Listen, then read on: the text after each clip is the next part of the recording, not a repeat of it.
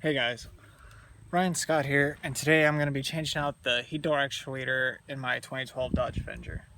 So, you know how it is, guys. You know, you get in a car, you got a nice looking car, you're trying to get a girlfriend or something, and you bring her to the car, and your car starts making this terrible sound.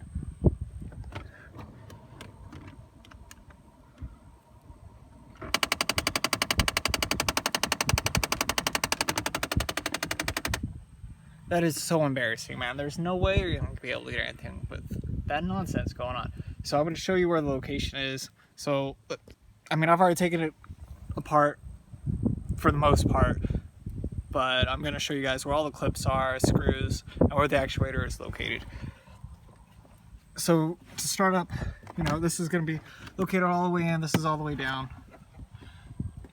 You're going to take your trim tool, your trim power remover tools, whatever, you know, this is held in by 3 clips. You're just going to put your tools in, pop those 3 clips out as easy as you can, and it's going to show you the location of a screw that is located right here. This screw is actually holding this in.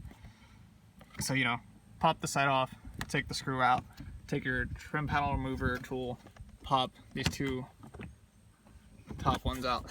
Or you could always remove this first one over here with your hand just by pulling on the side. There's another one that's located right here. Easy enough. And there's a whole bunch of clips all at the bottom. You know, once you get the top off, you can just kind of pull it down.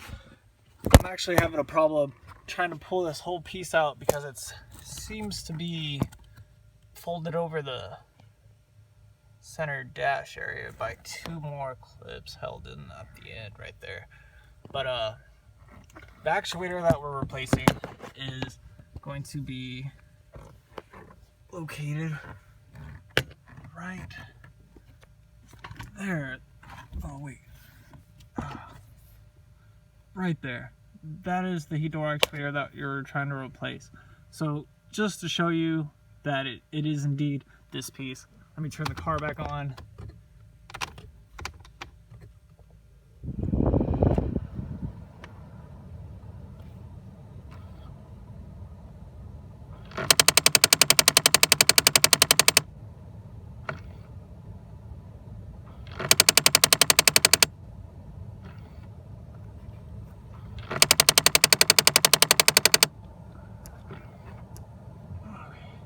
And there's going to be a couple screws located inside it. I mean, it's not going to be too bad.